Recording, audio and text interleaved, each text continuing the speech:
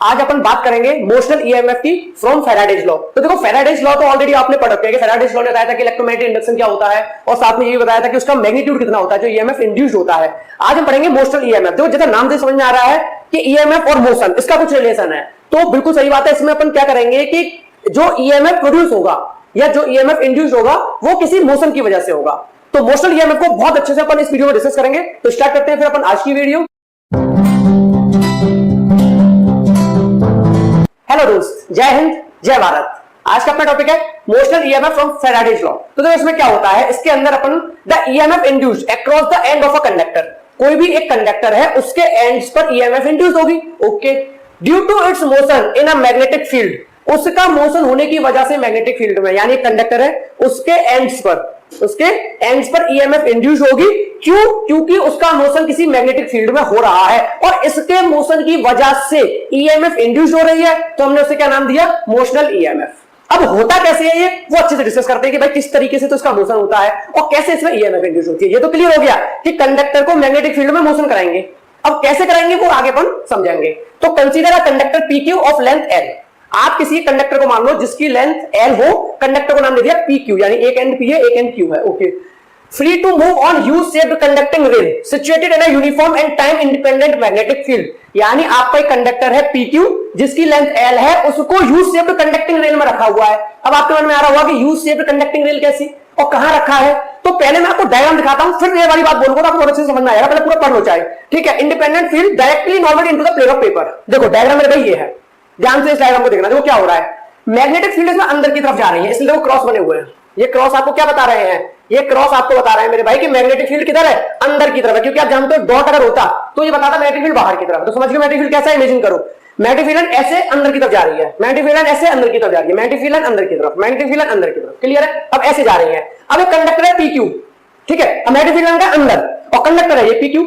Imagine करना, magnetic field line ऐसे board की तरफ, मैग्नेटिक फील्ड लाइन ऐसे बोर्ड की तरफ, मैग्नेटिक फील्ड लाइन ऐसे बोर्ड की तरफ, मैग्नेटिक फील्ड लाइन बोर्ड की तरफ, ठीक है। और एक कंडक्टर पी क्यू में। अब इसका क्या कराएंगे? मोशन कराएंगे। किसमें? मैग्नेटिक फील्ड में। मैग्नेटिक फील्ड कहां है? एक लाइन जो कि उधर से आ रही है बोर्ड में जा रही है, उधर से आ रही है बोर्ड में जा रही है। तो काफी सारी लाइन है, 1 2 3 4, फिर इसी तरीके से नीचे भी 1 2, ठीक है। तो एक बॉक्स सा बन गया पूरा, समझ रहे हो ना? एक अच्छा क्यूब या क्यूबॉइड बन गया जिसमें मैग्नेटिक फील्ड अंदर की तरफ जा रहे हैं। क्लियर है? अब उन्होंने क्या बोला था कि consider a conductor of length L, और कंडक्टर नाम क्या था? P Q. तो देखो कंडक्टर है आपका ये, आपका कंडक्टर ये है, ठीक है। आपका कंडक्टर ये है, ओके। और आपका कंडक्टर पी क्यू जिसकी लेंथ कितनी है? एल। तो अगर इस कंडक्टर की लेंथ एल है तो क्या मैं कह सकता हूं ये वाली लेंथ भी एल होगी, ठीक है। यानी जितना ये है उतनी ही कंडक्टर की लेंथ है पी क्यू। यहां तक बात समझ आ गई?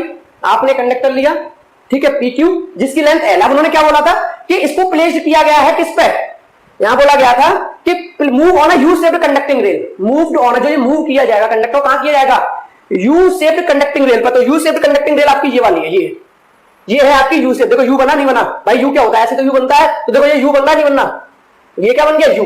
तो यू शेप्ड कंडक्टिंग रेल है। कैसी रेल है? कंडक्टिंग, यानी इसमें करंट फ्लो कर सकता है। तो यू शेप्ड कंडक्टिंग रेल पर इस कंडक्टर को मूव किया जाएगा, यानी ये कंडक्टर को उठा के यहां रख सकते हो, यहां कर सकते हो, यहां कर सकते हो। डायग्राम अच्छे से क्लियर हो गया? फिर से समझा देता हूं। मैग्नेटिक फील्ड अंदर की तरफ है, एक कंडक्टर पीक्यू है जो यू शेप्ड रेल पर रखा हुआ है, और ये कंडक्टर पीक्यू क्या कर सकता है? मूव कर सकता है। कंडक्टर पीक्यू क्या कर सकता है? मूव कर सकता है। मैंने मान लिया कंडक्टर अभी यहां से x डिस्टेंस पर है। कितने डिस्टेंस पर है? x। और जो कंडक्टर की लेंथ है वो l है, या कह लो इस एरिया की लेंथ l है, वो आपकी चॉइस है, ठीक है। तो इसे लेंथ बोल दो तो इसे ब्रेथ बोल दो, इसे लेंथ बोलो तो इसे ब्रेथ बोल दो, उसमें कोई भी प्रॉब्लम नहीं है। डायग्राम बहुत अच्छे से क्लियर हो गया मेरे भाई। मैग्नेटिक फील्ड, ठीक है। मैग्नेटिक फील्ड क्या है? अंदर की तरफ। कंडक्टर पीक्यू कहां रखा है? यू शेप रेल पे। अब यू शेप रेल में कैसे रखा है कि इसको मूव करा सकते हो? यहां देखो लिख भी दिया, वी वेलोसिटी से मूव कराएंगे इधर, ठीक है। वी वेलोसिटी से मूव कराएंगे। और यहां से यहां तक का डिस्टेंस कितना है? x, यानी जो आपका कंडक्टर रखा हुआ x डिस्टेंस पर, ये लेंथ है l। क्लियर है? पहले इस डायग्राम को बना लो फिर आगे बढ़ते हैं, ठीक है। बनाओ डायग्राम। डायग्राम बना लिया मेरे भाई, ठीक है। अब देखो आगे क्या है। अब आगे हमसे बोला गया है कि the conductor PQ is moved inward with speed v। अब जो आपका कंडक्टर है जो कि पीक्यू है उसको कहां मूव करा है? इनवर्ड, अंदर की तरफ। कितनी स्पीड से? v स्पीड से। As the conductor slide towards left, आपका कंडक्टर कहां स्लाइड कर रहा है? Towards left. The area of the rectangular loop PQ R decreases. यानी अगर आपका जो कंडक्टर है पीक्यू, आपका जो ये कंडक्टर है पीक्यू अगर v वेलोसिटी से लेफ्ट अंदर की तरफ मूव कराया जाए तो क्या ये एरिया डिक्रीज नहीं होगा? भाई कॉमन सेंस वाली बात है, साथ साथ दिख रहा है। अभी इतना एरिया है, अब मान लो ये किसी ने मूव करा के यहां रख दिया तो सीधी सी बात है एरिया कम हो गया। भाई अब एरिया क्या हो गया, कम हो गया, यहां पर एरिया ज्यादा, तो जितना शिफ्ट कराओगे उतना एरिया क्या होता है, कम होता जाएगा। तो उन्होंने वही बोला है कि जब कंडक्टर PQ को लेफ्ट की तरफ स्लाइड किया या शिफ्ट किया तो एरिया डिक्रीज हो गया। PQRS, PQRS कौन कौन, PQR और S। भाई एरिया क्या है, PQR और S, ये एरिया है। जब आपने शिफ्ट किया V वेलोसिटी से टुवर्ड्स लेफ्ट, आपका एरिया डिक्रीज हो गया, पहली बात। आगे अब जैसे ही आपका एरिया डिक्रीज हुआ तो this decrease the magnetic flux. अब देखो हम लोगों ने क्या पढ़ा था, सीधी सी बात है, ईएमएफ इंड्यूस कब होता था, ईएमएफ इंड्यूस होता था अगर आपके मैग्नेटिक फ्लक्स में चेंज आ जाए। और मैग्नेटिक फ्लक्स क्या होता था कि जितनी मैग्नेटिक फील्ड लाइन किसी भी एरिया में से जा रही है। अब एक बात बताओ, अगर एरिया कम ज्यादा होगा, अगर एरिया कम ज्यादा होगा, मान लो एरिया हो गया ज्यादा, तो ज्यादा मैग्नेटिक फील्ड लाइन जाएंगी, एरिया हो गया कम तो मैग्नेटिक फील्ड लाइन कम जाएंगी। और मैग्नेटिक फील्ड लाइन का कम ज्यादा होना मतलब क्या, मैग्नेटिक फ्लक्स का कम ज्यादा होना, और चेंज इन मैग्नेटिक फ्लक्स हमारा ईएमएफ होता था। तो अगर हम इस एरिया को कम ज्यादा करेंगे तो क्या होगा, मैग्नेटिक फ्लक्स में चेंज आएगा और ईएमएफ इंड्यूस होगा। अब आपको समझ आ गया कि किस तरीके से कंडक्टर को मूव कराने पर मैग्नेटिक फील्ड के अंदर ईएमएफ इंड्यूस्ड हो गया, और उस ईएमएफ को हमने मोशनल ईएमएफ नेम दिया। क्या बोला उसने, हमने मोशनल ईएमएफ। क्लियर है भाई, अपन डिस्कस कर लेते हैं। This decrease the magnetic flux linked with the closed loop, hence an EMF is set up across the end of a conductor PQ। यानी जो ये कंडक्टर PQ है, इसके अंदर क्या आ जाएगा, इसके अंदर EMF आ जाएगा। EMF आ जाएगा, इसका क्या मतलब है कि इलेक्ट्रिक करंट इंड्यूस हो जाएगा। ठीक है, जैसे आपने इसको स्लाइड किया तो एरिया कम हुआ, एरिया कम हुआ तो मैग्नेटिक फील्ड लाइंस कम जाएंगी, मैग्नेटिक फील्ड लाइंस कम जाएंगी तो मैग्नेटिक फ्लक्स कम होगा। मैग्नेटिक फ्लक्स का चेंज होना ही आपका EMF इंड्यूस होता था, यानी कि करंट इंड्यूस होता था।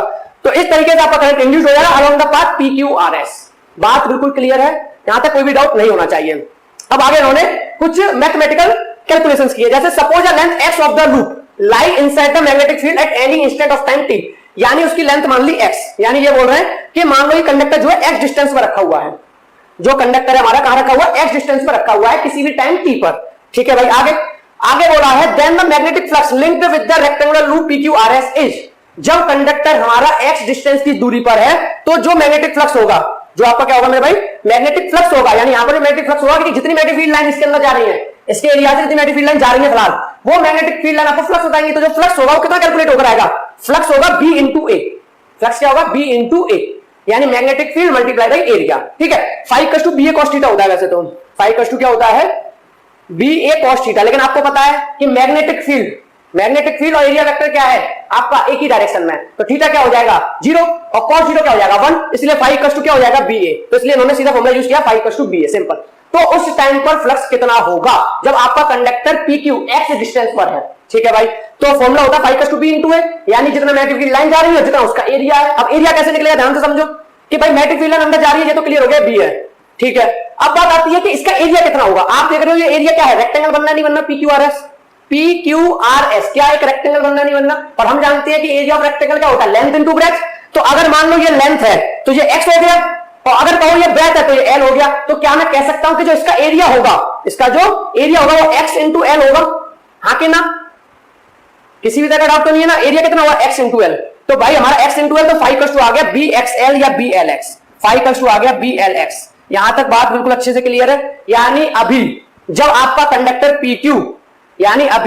कंडक्टर PQ x डिस्टेंस की दूरी पर रखा हुआ है तो हमने देखा मैग्नेटिक फ्लक्स कितना है BLX। बात क्लियर है बिल्कुल, ओके। अब मैग्नेटिक फ्लक्स हमें पता चल गया यहाँ पे। अब हम जानते हैं कि अकॉर्डिंग टू फेराडेज लॉ के हिसाब से इलेक्ट्रोमैग्नेटिक इंडक्शन क्या होता था कि फेराडे लॉ ने बताया था कि इलेक्ट्रोमैग्नेटिक इंडक्शन जो होता है उसमें जो ईएमएफ इंड्यूस होता है वो उसका मैग्नीट्यूड किसके इक्वल होता था, d∅dt। क्या होता था, d∅dt। और नेगेटिव साइन क्या होता था कि जितना मैग्नेटिक फ्लक्स में चेंज होगा, उसकी वजह से जो ईएमएफ इंड्यूस हो रहा है वो अपने कॉज को ही अपोज करेगा, यानी जिसकी वजह से भी वो मैग्नेटिक फ्लक्स चेंज हो रहा है उसको क्या करेगा, अपोज करेगा। तो E इक्वल्स टू d∅dt। और अभी भी हमने क्या देखा कि E इक्वल्स टू d/dt। अब एक बात बताओ, फाई की वैल्यू बताओ, फाई की वैल्यू क्या है, फाई की वैल्यू है BLX। तो पुट कर दो भाई, फाई की वैल्यू जैसे पुट करोगे BLX। अब देखो ध्यान से, अब इसमें क्या क्या कांस्टेंट है बाहर निकाल दो, B मैग्नेटिक फील्ड कांस्टेंट है बाहर निकाल दो, L की बात कर लेते हैं, L हमारा कांस्टेंट है भाई L, ये तो बदल ही नहीं सकता ना। क्या x हमारा कांस्टेंट है भाई, x तो कांस्टेंट नहीं है, क्यों नहीं है, क्योंकि जब ये कंडक्टर इधर आ जाएगा तो भाई डिस्टेंस रह जाएगा ये, तो ये x थोड़ी ना डिस्टेंस, x तो बदलेगा। अगर इसको इधर शिफ्ट करोगे तो x कम होगा, इधर शिफ्ट करोगे तो x ज्यादा होगा, यानी L कांस्टेंट है बट x कांस्टेंट नहीं है, और B तो कांस्टेंट है ये मैग्नेटिक फील्ड। ठीक है भाई, तो इस हिसाब से हमने B को बाहर निकाल दिया और L को बाहर निकाल दिया। तो B और L जैसे बाहर निकाला तो अंदर बचा dx/dt। B और L बाहर निकालोगे तो क्या बचेगा, BL dx/dt। यहां तक बात बिल्कुल अच्छे से क्लियर है। तो BL dx अपॉन dt बचा। अब देखो माइनस साइन क्यों आया, क्योंकि माइनस साइन तो फॉर्मूला में चला रहा है, E equal to minus dy upon dt। Phi की जगह BLx लगाया, इसमें से B कांस्टेंट, इसमें से अपन का और क्या कांस्टेंट L कांस्टेंट, B और L बाहर निकाला, अंदर बचा dx अपॉन dt। यहां तक बात बिल्कुल क्लियर है। अब देखो ध्यान से E इक्वल टू BL, अब dx अपॉन dt क्या होगा, dx अपॉन dt। अब देखो ध्यान से समझना डायग्राम के हिसाब से, dx अपॉन dt जो है मेरे भाई, एक बात बताओ, dx यानी x क्या है, डिस्टेंस। अगर ये जो है PQ चल रहा है तो मैं कहूंगा भैया x डिस्टेंस पर है, पास आ गया भैया डिस्टेंस कम हो गया, और पास आ गया भैया डिस्टेंस और कम हो गया, इधर चलेगा डिस्टेंस ज्यादा, तो मैं क्या कह सकता हूं, ये डिस्टेंस है और नीचे टाइम है। तो याद करो डिस्टेंस अपॉन टाइम क्या होता है, स्पीड। भाई एक फॉर्मूला होता है कि नहीं होता है, स्पीड इक्वल टू क्या होता है, स्पीड इक्वल टू होता है distance upon time, distance upon time. तो एक बात बताओ, डिस्टेंस x है और टाइम t है, तो क्या मैं डिस्टेंस अपॉन टाइम को स्पीड बोल सकता हूं। तो डिस्टेंस मेरा क्या है dx और टाइम मेरा क्या है dt, तो इसको मैं क्या बोल सकता हूं v, dx अपॉन dt को क्या बोल सकता हूं मैं v। अब एक पॉइंट और ध्यान से समझना, एक बात बताना मेरे ध्यान से, अगर मैंने कहा वेलोसिटी तो तुम्हारे सामने क्या आता है कि भैया स्पीड बढ़ रही है, आपकी स्पीड बढ़ रही है, अगर वेलोसिटी है या स्पीड है तो डिस्टेंस बढ़ रहा होगा कम हो रहा होगा, ये बताओ। अगर आप किसी स्पीड पर चल रहे हो, किसी भी स्पीड से चल रहे हो, तो डिस्टेंस बढ़ रहा होगा कम हो रहा होगा।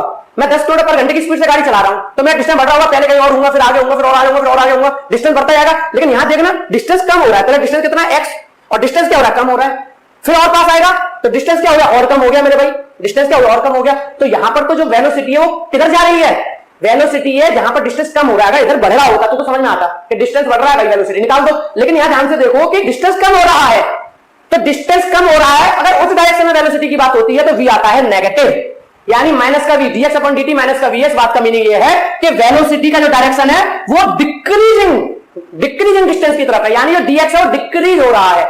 बात बिल्कुल क्लियर हो गई। अगर कोई dx अपॉन dt को माइनस v लिख रहा है, इस बात का मीनिंग समझ आ गया। इस बात का मीनिंग ये है कि वेलोसिटी का जो डायरेक्शन है वो किस डायरेक्शन में है, जिस डायरेक्शन में डिस्टेंस कम होता जा रहा है, ठीक है। और अगर बढ़ रहा होता डिस्टेंस तो v पॉजिटिव होता, तो नॉर्मल है v equal to dx upon dt, speed equal to distance upon time, तो dx upon dt equal to क्या आएगा, माइनस का v। क्यों, क्योंकि आपका डिस्टेंस डिक्रीज हो रहा है वेलोसिटी के डायरेक्शन में, और डिस्टेंस डिक्रीज हो रहा है तो माइनस का v। अब देखो ध्यान से, dx अपॉन dt को क्या लिखूंगा, माइनस का v। अब देखो माइनस का bl और इधर आ गया माइनस का v। अब देखो दो माइनस और माइनस इंटू माइनस क्या होता है प्लस, इसीलिए देखो क्या हो गया blv, तो e इक्वल टू blv आया पॉजिटिव का।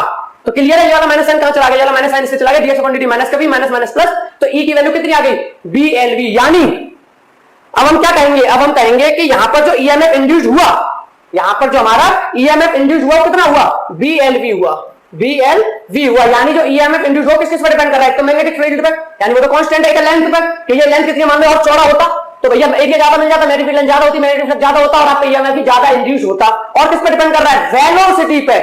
किस पर डिपेंड कर रहा है, वेलोसिटी पे, टाइम पर भी डिपेंड करेगा और डिस्टेंस पर भी। अगर कम हुआ डिस्टेंस तो ऐसा नहीं सिर्फ कम हुआ डिस्टेंस तो उसके साथ देखेंगे ये एरिया कम हो गया, ईएमएफ कम होगा, ये भी देखना पड़ेगा कितने टाइम में कम हुआ, इसीलिए किस पर डिपेंड करेगा, v पर, वेलोसिटी पर। तो ईएमएफ आपका इंड्यूस हो गया। यहां तक सारी बातें बिल्कुल क्लियर है। अब एक बात और कर लेता हूं छोटी सी, अब ईएमएफ इंड्यूस हुआ तो हमें पता है कि भैया इस पीक्यू कंडक्टर में आएगा करंट। अब बात आती है करंट का डायरेक्शन क्या होगा, क्यों, क्योंकि एक तो बंदा कह रहा है भैया करंट जाएगा ऊपर की तरफ और दूसरा बंदा कह रहा है भैया करंट जाएगा नीचे की तरफ। किसको सही मानूं भाई, पीक्यू कंडक्टर में ईएमएफ इंड्यूस होते ही आपका ईएमएफ आ गया ना blv। अब आपका जैसे ईएमएफ इंड्यूस हुआ करंट आएगा, तो भाई करंट का डायरेक्शन क्या होगा, समझ रहे हो। अब देखते हैं करंट का डायरेक्शन। करंट का डायरेक्शन पता करने के लिए लगाएंगे हम फ्लेमिंग का राइट हैंड रूल। क्या लगाएंगे, फ्लेमिंग का राइट हैंड रूल। फ्लेमिंग का राइट हैंड रूल क्या कहता है, ध्यान से समझ लो। राइट हैंड ले लिया, अपनी फोर फिंगर, मिडिल फिंगर और थंब, इसको इस तरीके से एडजस्ट करोगे तीनों परपेंडिकुलर हो। Four finger middle finger 90, four finger thumb 90, middle finger thumb 90, यानी इस तरीके से अरेंज कर लो, ठीक है। यानी तीनों परपेंडिकुलर होने चाहिए, ओके। आपकी फोर फिंगर बताएगी मैग्नेटिक फील्ड का डायरेक्शन, यानी जो भी डायरेक्शन मैग्नेटिक फील्ड का हो उसके अलाउंग कर देना फोर फिंगर को। और जिधर भी आपकी फोर्स लग रही हो, फोर्स कह लो या वेलोसिटी, क्योंकि भैया फोर्स लगाओगे तो कोई चीज मूव करेगी, फोर्स लगाओगे तो वेलोसिटी इधर मूव करेगी, यानी वेलोसिटी इधर तो फोर्स भी इधर, वेलोसिटी इधर तो फोर्स भी इधर। तो ये थंब आपको क्या बताएगा, कह लो वेलोसिटी की डायरेक्शन या कह लो फोर्स की डायरेक्शन। तो आपकी मिडिल फिंगर आपको इंड्यूस्ड करंट का डायरेक्शन देगी। चेक करते क्या आएगा, देखो अपन का मैग्नेटिक फील्ड कहां पर है, बोर्ड के अंदर क्रॉस है, तो देखो फोर फिंगर कहां जाएगी, बोर्ड के अंदर, ठीक है। फोर फिंगर गई बोर्ड के अंदर, क्योंकि भैया ये मिडिल ये क्या था, फोर फिंगर मैग्नेटिक फील्ड का डायरेक्शन, तो लो मैग्नेटिक फील्ड का डायरेक्शन, फोर फिंगर अंदर गई। अब क्या बोल रहा है, थंब, यानी कि फोर्स का लग रही है, वेलोसिटी किधर है, इधर, तो क्या इस तरीके से रखूंगा कि नहीं रखूंगा भाई, इस तरीके से रखूंगा नहीं रखूंगा। अब देखो इसको देखो ध्यान से, मेरी फोर फिंगर गई अंदर की तरफ, जो ये फोर फिंगर है मेरी वो गई अंदर की तरफ, और थंब गया मेरा किधर, लेफ्ट साइड, क्योंकि देखो ना फोर्स कहां लग रही है, जी भाई सामने दिख रहा है नहीं दिख रहा कि फोर फिंगर गई अंदर और ये थंब गया इधर, वेलोसिटी लेफ्ट। तो देखो मेरी जो ये मिडिल फिंगर कहां जा रही है, नीचे की तरफ, तो क्लियर हो गया। तो जैसे ही आपने फोर्स एंगल मैग्नेटिक फील्ड के डायरेक्शन में रखा और थंब को फोर्स के डायरेक्शन में रखा, तो जो भी डायरेक्शन निकल के आया वो आपका किसका डायरेक्शन आएगा? इंड्यूस्ड करंट का डायरेक्शन। तो मैं कहूंगा कि PQ में जो करंट इंड्यूस होगा वो नीचे की तरफ इंड्यूस होगा। बात बिल्कुल अच्छे से क्लियर है। PQ में जो करंट इंड्यूस होगा नीचे की तरफ होगा, यानी यहां से आएगा तो यहां से यू जाएगा, क्योंकि ये कंडक्टिंग थी, तो यहां से यू जाएगा, यहां से यू जाएगा। तो देखो इसलिए डायग्राम में बना हुआ आई का डायरेक्शन ये, क्योंकि ये नीचे आएगा फिर यहां जाएगा फिर यहां जाएगा। देखो आई का डायरेक्शन बना हुआ है, ये यू जाएगा फिर यू। आपको पता चल गया करंट का डायरेक्शन क्या होगा? क्लियर है। तो आपको यहां पता चल गया कि मोशनल ईएमएफ कितना होगा। आपको पता चल गया मेरे भाई कि मोशनल ईएमएफ कितना होगा, और आपको पता चल गया कि मोशनल ईएमएफ की वजह से जो करंट इंड्यूस हुआ है उसका डायरेक्शन क्या होगा। यहां तक बिल्कुल क्लियर है, ठीक है। तो आई होप आपको कॉन्सेप्ट समझ आ गया होगा मोशनल ईएमएफ का। लेकिन फिर भी कोई डाउट रह गया हो तो आप ये कमेंट सेक्शन में कमेंट करके बता सकते हैं। मिलते हैं फिर अपन नेक्स्ट वीडियो में अपने नए कॉन्सेप्ट के साथ। Thank you so much.